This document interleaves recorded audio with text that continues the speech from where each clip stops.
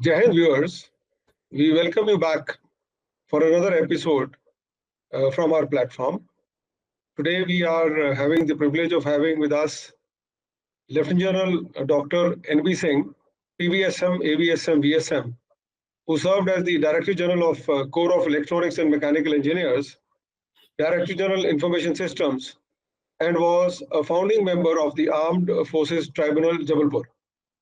He specializes in armored fighting vehicles. A knowledge leader, he made significant contributions in the development of Takshak vehicle, Arjun ARRV, and Dhanush. He was military attaché technical at Indian Embassy in Moscow.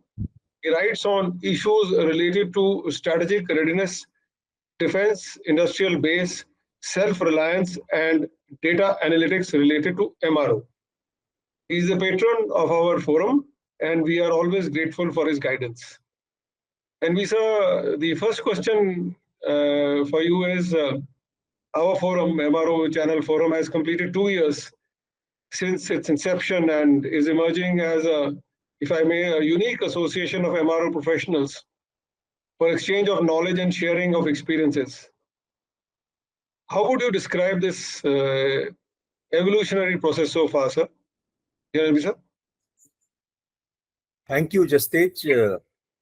First of all, congratulations to you for completing 2 years as the driving force behind this MRO forum.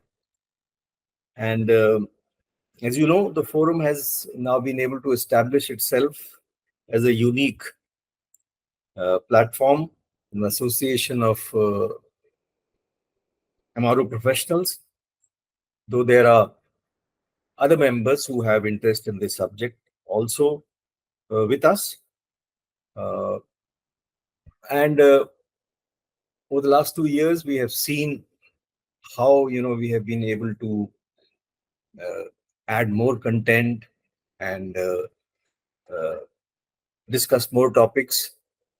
And of course, you have been regularly posting a huge amount of articles collected on this subject, which seeing from the responses, the members find it interesting. However, I feel that we have to increase or enhance our content a bit more, so that we are able to expand the membership. So ideally, I will like that this MRO forum should become an area of interest for the serving MRO professionals, whether in the civilian field or the military field. The large strength of these people who are still on active duty, and if they connect to us, then the whole purpose of creating this forum would have been achieved, because we can only provide this knowledge and expertise, but the implementation part is by people who are in service. And we have seen that when we were actively involved in the conduct of engineering support operations on ground, there was definitely a knowledge gap. And we sometimes feel that, had we known all these things earlier, possibly we could have done the job better. So, in order to get the serving fraternity as well as the veterans, both military as well as civilian, who are interested in the field of MRO and defense industrial affairs, if you want to get them or to gravitate towards this forum, then I think it is important that we enhance the content.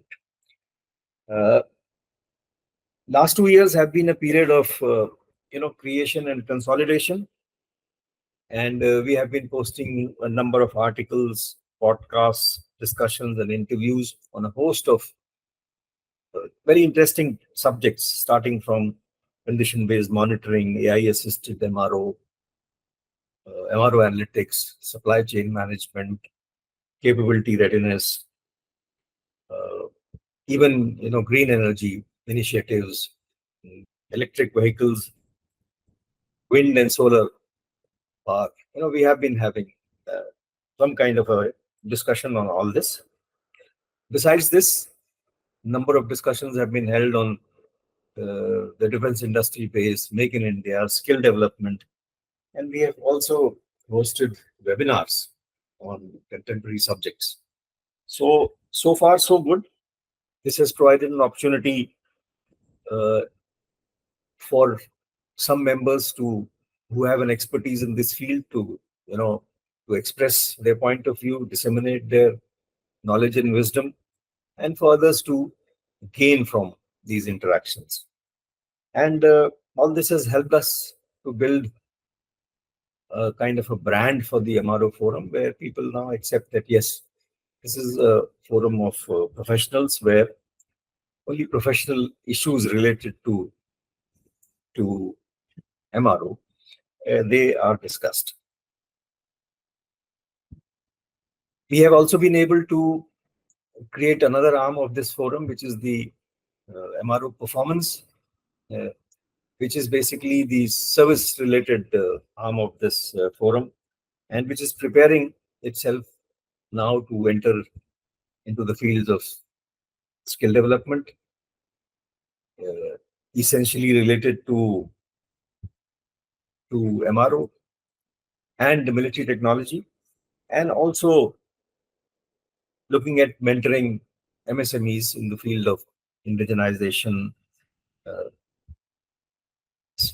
defense manufacturing, and even MRO related affairs. So both these verticals of ours are now well established, and only thing is that defense MRO is such an area where there is a net knowledge deficit and a net knowledge gap. And it is very important that these gaps get filled, because as India is looking up towards self-reliance and trying to go vocal for local, then with these gaps we will always be creating vulnerabilities for ourselves. So it's important that these gaps get filled up, and I think we can take this opportunity and try and do whatever best we can do, because we have that knowledge and the expertise. Only thing is we have to now somehow organize it in a manner so that it can be disseminated to the people who need it. So in conclusion, I will say that we have been able to establish the basic framework, and now it is time for us to take it forward through some innovative ideas and initiatives, both the pathways, whether it is knowledge dissemination or it is MRO services. Both these pathways have been now created. How we take it forward is for the members to brainstorm, discuss, debate, and then evolve a methodology by means of which we can then take it forward. So I think so far so good. We need to be satisfied with the kind of progress we have been able to make. Thank you very much for that, sir. So in your opinion, sir, what should be the areas of focus for the MRO Channel Forum to emerge as a unique and differentiating powerhouse on MRO affairs? Sir? Yeah, you see, ultimately it is all about what the forum can offer to professionals. Amongst us, we have got some very accomplished industrial engineers, maintainers from all three services, who have a wide range and depth of knowledge on acquisitions, on systems engineering processes. Some of them have been involved in the design and development of platforms, technology insertion, of course, in service engineering. Almost everyone has been associated, life cycle capability, readiness, supply chain management, indigenization, and then even inventory management and automation of the technical processes. So with this kind of experience which is available with our members, in short, almost all issues related to equipment management from cradle to grave, we have people with the required knowledge base, and it is time to harness this knowledge cache and present it in a ready to use form to the next generation engineers, industrial engineers, and maintainers. And if this new generation finds things of relevance for them, then obviously they will gravitate towards this. Now, for example, let's say there is a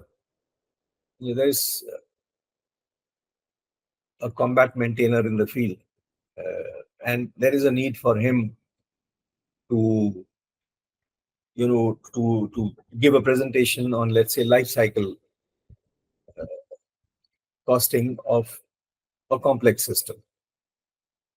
Now, it will be easy. It will be very good if we can post some kind of a material of this sort on our website, whether it is life cycle costing, whether it is level of repair analysis, for example, LoRa, or whether it is the intricacies of trial and evaluation. What is a user trial? What is a AUCRT, and what's a technical trial, and things like that. If these are readily available, then these youngsters will visit our forum, the site, and pick up these things to be able to make and use it in their professional work. The moment they do it and they find that yes, this forum has got a lot of content available which can be used by them during the service, then the word will spread and gradually more and more members will join. Similarly, if a student in IIT, whether he's from the services background or even a civil youngster who's doing his post-graduation or BTech, if he wants to do something on the hybrid electric drive for tracked vehicles, then some prelim material on this, how exactly it is used in a tracked vehicle, how is the layout, and things like that. These things, if these are readily available with us, then he will prefer to pick it up from here rather than visit some other sites and try and pick up from there, because you find that the information available at times is only half baked and not proper. Whereas we can offer ready-made kind of a solutions to them, which at least they can take off from there and then build up on that.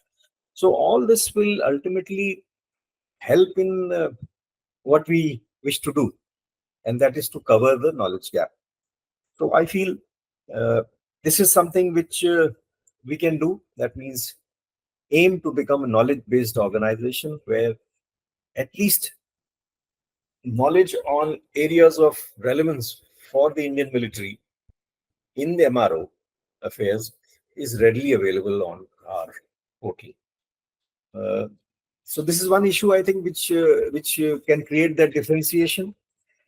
Next is, I will suggest that you keep posting a large number of articles on the forum, and you even give a kind of an extract for members to go through, especially those who don't have the time.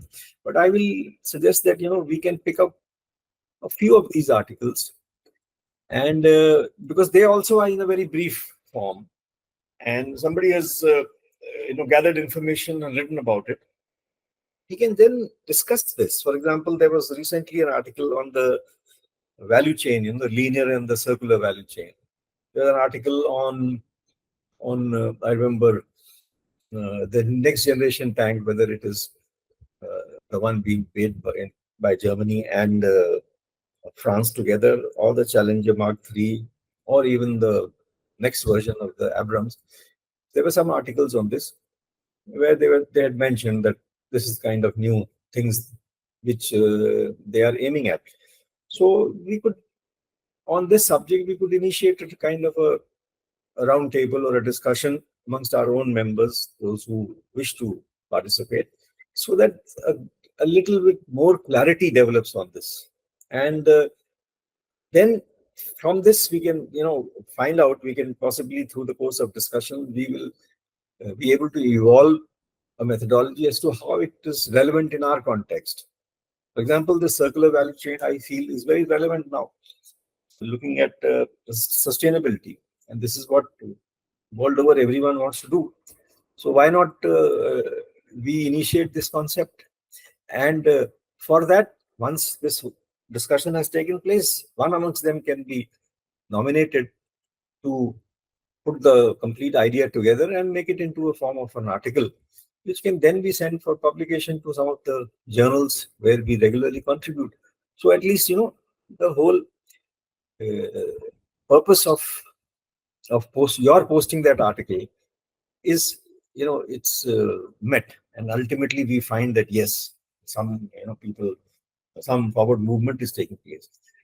If we just leave it on the forum, that maybe some people will read it, some people may not find it interesting. But our idea is to, if we are looking at differentiation, then we'll have to take a few more steps forward. I feel that will help. And for the veterans and the other civilian community, civilian professionals who have linked up with us, and if we want more and more people to join us, then I think some relevant areas where we should discuss is the MRO competency development, because that's one area where the civil industry is now getting involved. MRO planning and management is another area where we can have some discussions, and even export of MRO services. Because as I've been saying that, with all these, as exports grow and more platform of ours find deployment in foreign armies, there'll be a requirement of MRO professionals to at least either train their people here or to, send teams there to support them as a part of the whole package. So that is one area where again, we could look at these things. And the ultimate thing is that, differentiation is only created by some kind of a unique service or a unique offering which you have.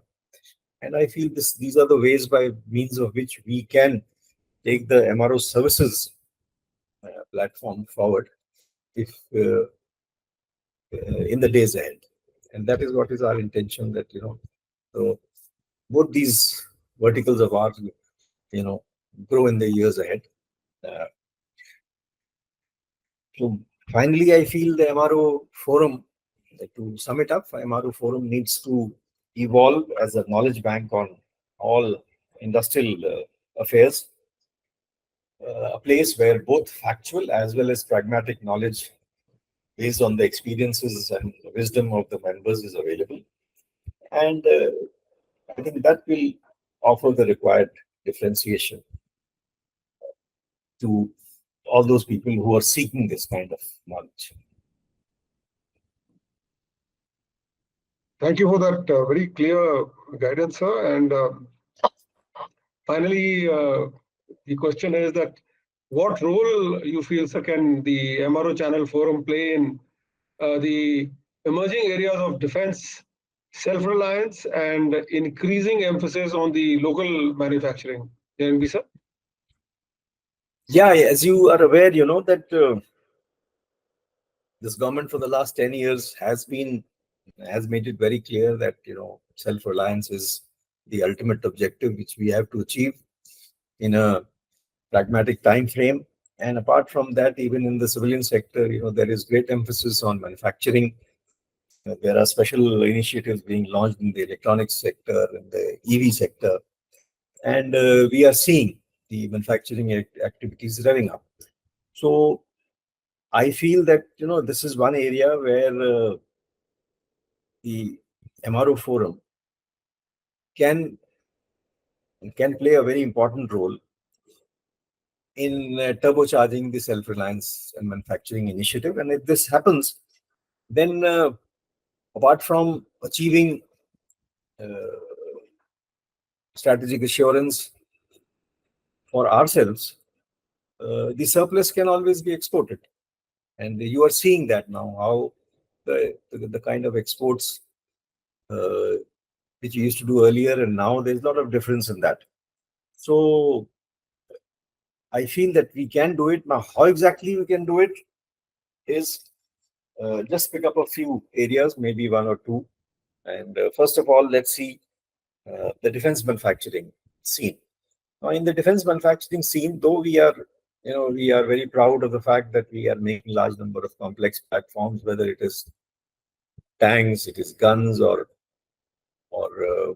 you know air defense missiles, fighters, helicopters, and all kind of warships. But a deeper analysis will reveal that it is more of an assembly or an integration of subsystems which are procured from outside. These are foundational systems and technologies procured from outside and then integrated into a single whole, and then you derive performance out of it. Well, it is good because performance of these systems is top notch and world class. But then there is a vulnerability, and that is being realized now in a couple of platforms. That is being realized that this approach possibly in the long run may not be genuine self-reliance. Uh, so, what do we do next? I think it is very obvious that we have to focus now on foundational technologies, generic technologies. And this is where I feel that the MRO forum experts need to now focus and see as to how they can convince the smaller players in the industry. Because if you look at it, we have on one side we have these big system integrators who can integrate any kind of a system given the required technologies and the subsystem. We also have on the other side a huge network of MSMEs who are who can take on manufacture of any kind of components, any kind of LRUs and SRUs, etc., on a build to print basis. What is lacking is the guys who can manufacture independent subsystems, like the power pack, like the fire control system, like the autoloader. Uh, and these are the people who are actually needed now, because this is where the vulnerability and the gap is there. So if the MRO forum, especially the MRO performance, if they can offer some kind of expertise in this area, then possibly we can end up creating these subsystem houses, enough of them, who can power the next generation complex systems which are being designed and developed within the country. So, and in a lot of areas I don't want to discuss, but then just to mention, like hybrid electric drives, both for trucks as well as tracked vehicles. If somebody gets into this, well, it's not only for the military, it's got a civilian end use also. So both the places, this can be taken on. There are enough scope in the field of armaments and in the field of sensors, in the field of payloads. So all these areas is where our members can offer their expertise. Because otherwise, what is happening in the private sector today is what exactly happened in the DPSUs for the past 5 to 6 decades. I mean, you just pick up things from abroad and assemble and take out a system.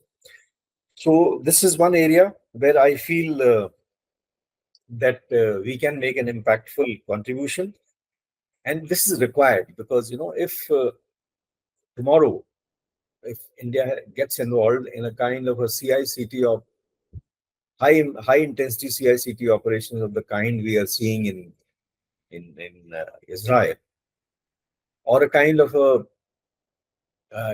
stalemate situation and a long drawn out war as is being seen in Ukraine, then both these wars have now transformed into an industrial scale war.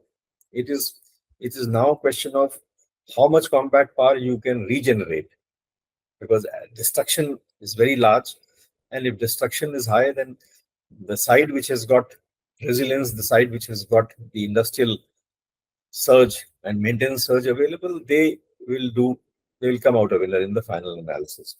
So from that angle, it is very important that this vulnerability which is there in the present system gets addressed. And there is a lot of funding also available from the government, and it's important that these funds which are available are put to good use in these areas where the gaps are there, rather than experimentation and demonstrations and all that, which finally don't get into the manufacturing pipeline. Second was that even in the civilian initiatives which the government has launched, particularly in the field of EVs and electronic manufacturing, that even electronic systems repair, some time back, an initiative was launched where they're looking at getting, electronic gadgets and things from outside, servicing them, and then selling it in the aftermarket. So this is another area.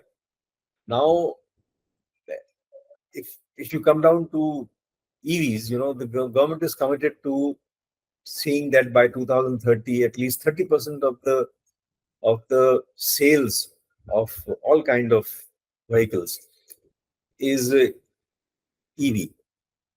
Is at least 30% should be. This is essentially to combat the effects of global warming. So here I feel that while the OEM will go about churning out new models and new platforms, what happens to the older platforms? And I'm not talking of cars and all that, but at least the trucks, because the big trucks which are there, a large number of them are owned by individuals, and they don't have the capacity to change them and buy new ones, because a new zero emission truck will cost around 2 to 6 times that of the kind of truck which that person is operating, and he doesn't have that money available readily with him. If you look at the truck market today, there are about 4 million trucks, 4 to 4.5 million trucks, which are transporting 70% of the total goods which are moving around from one end of the country to the other. And this number is going to increase fourfold by 2050. So it'll go touch around 15, 16 million. Now, these 4 million trucks which are today available, if we can look at evolving a kind of a approach as to how do we convert them into EV. I feel this is one area where our experts can work upon, because it will have an impact not only in the civilian field but also in the military. The military, as you know, operates close to 1.5 lakh wheeled vehicles, and a large number of them are operating in the borders, especially in the Himalayas. And I think we want to save the environment in the mountains, where we are increasingly seeing the impact of global warming. It will be a good initiative on our part if we can provide a solution of electrification of not only military trucks but also civil trucks in a very cost-effective manner. And this will benefit the operator also. It will benefit the nation, and besides, it will benefit the military, because it will cut down their operations and sustainment costing. So this was the second area I felt where we can make an impact. Similarly, in the field of electronic servicing, we know we have a lot of expertise in that field, and there also some kind of a initiative can be thought of. Apart from that, one more area where we can, make foray is that of digitalization of our assets, particularly the combat platforms, because it is here that from the readiness angle as well as from the support angle, it is important that some kind of a IoT and a networking is done, and predictive maintenance is resorted to. I'll just give you an example, because if you take the case of management of a tracked vehicle fleet, for example, tanks. Now, the general thumb rule is that, if you take one of the most costly items, the most important item, the engine, the general thumb rule is that for one tank, generally around 2 to 2.5 engines are positioned, or they are at least procured to be able to support them through their life cycle. Now, if using, and this is because you have that full system of logistic support, where when the system breaks down, then you requisition for it, and it takes the time, it is brought to the location, and then the refitting and all that is. Now, if using CVM and digitalization, we are in a position to monitor these systems and carry out actual prediction just before the failure takes place, maybe we can cut down this figure to, by even one per tank, one engine per tank, or 0.5 engines per tank. See the amount of saving which results. So I feel that with CVM and an agile logistic support system, we will be able to do a lot of savings in the revenue budget in case we carry out networking and digitalization. And here there is a huge opportunity available. The only thing is somebody has to work out the nuances of that, how exactly it is to be done in a very cost-effective manner, because the large number of these vintage legacy platforms which are available, they need to be somehow digitalized to be able to affect savings. So all in all, these these some examples I have given, but others are team can sit down and brainstorm and come out with some good options. But I feel that now the time for us to, apart from knowledge dissemination, to actually do something good, something unique, so that the platform overall grows from strength to strength in the days ahead. So that's all I have. Thank you. In fact, thank you very much, sir, for your sharing your wisdom as always. You've been very helpful, and over the last 2 years, so many times one has had the privilege of listening to you give your views. And I also thank you on behalf of the viewers and the subscribers. And with that, viewers, we come to the end of this particular episode. We look forward to bringing more such episodes to you. Thank you very much for tuning in and listening. Jai Hind.